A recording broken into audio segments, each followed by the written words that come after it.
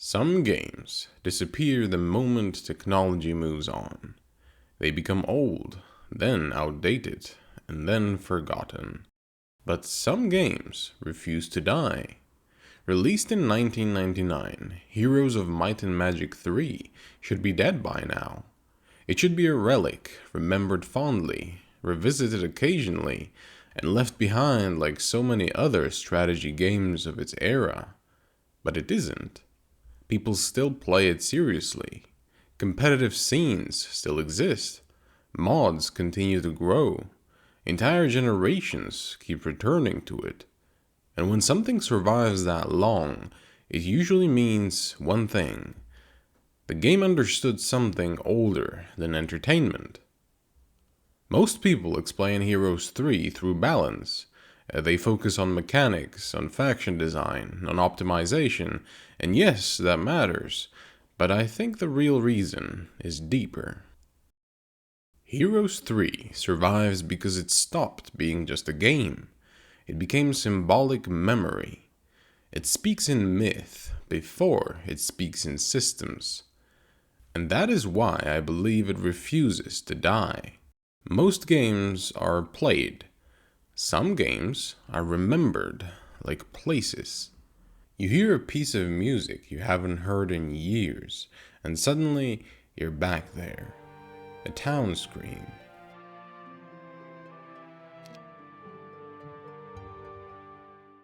A fog-covered map.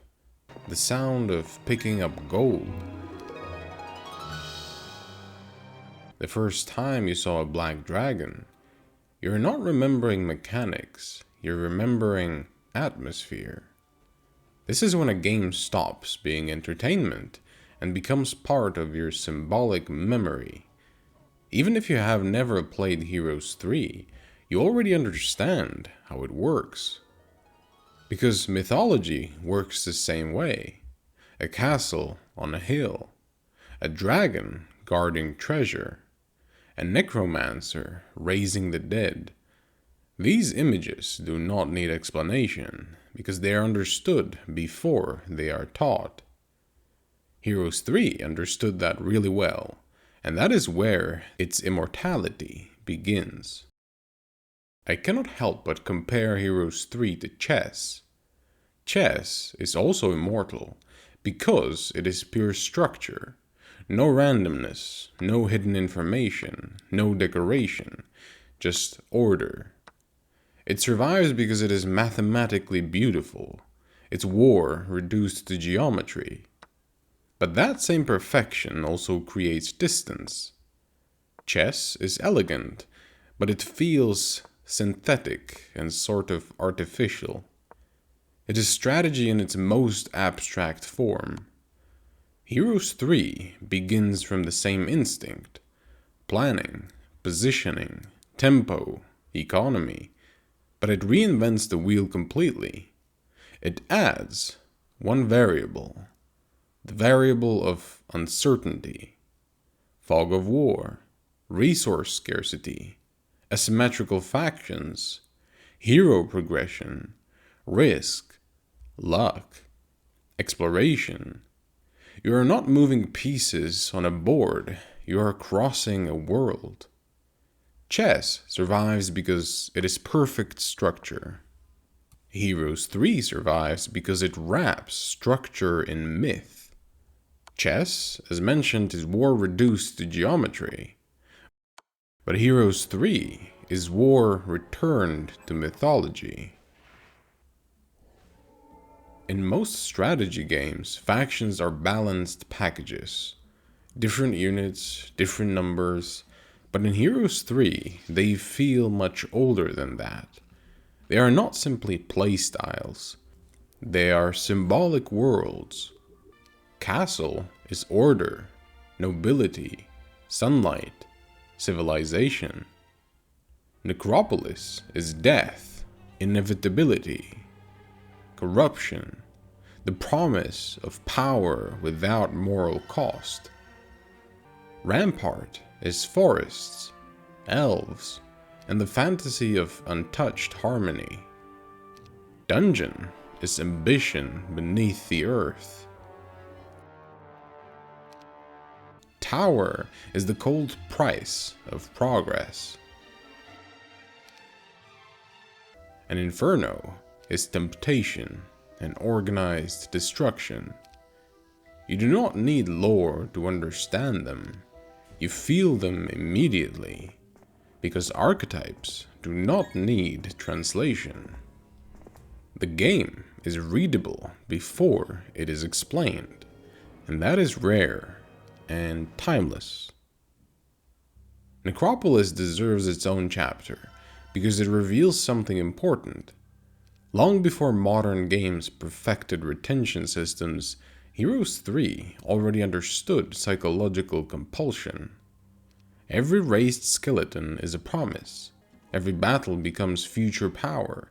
Every victory feeds the next one. Growth compounds. You're not just winning, you're becoming inevitable. And that is the real seduction. Necropolis is not simply strong, it is psychologically irresistible. It offers one of the oldest fantasies in storytelling: power without loss, growth without sacrifice, victory through accumulation. It is the same temptation the ring offers in Tolkien.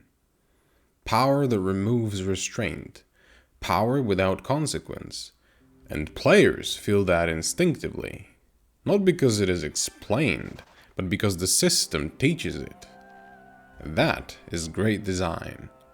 And strangely, it makes Inferno feel more tragic, because on paper, Inferno should have been the true monster, the apocalyptic faction, the force that spreads across worlds for one purpose: annihilation.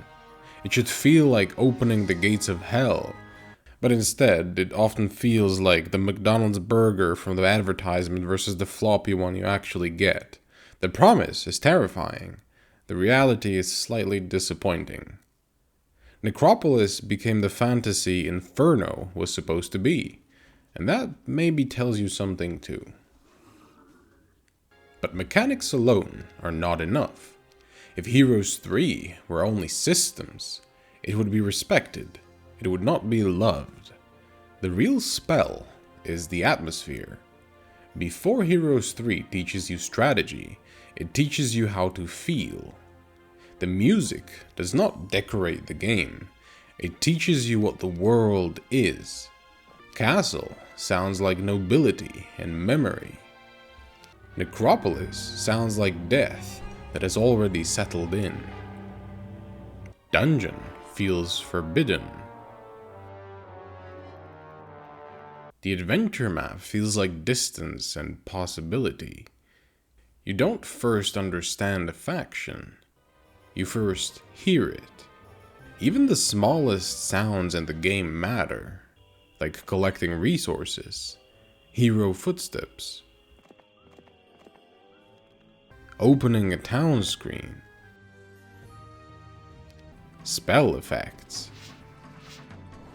These are not details, they are ritual reinforcement.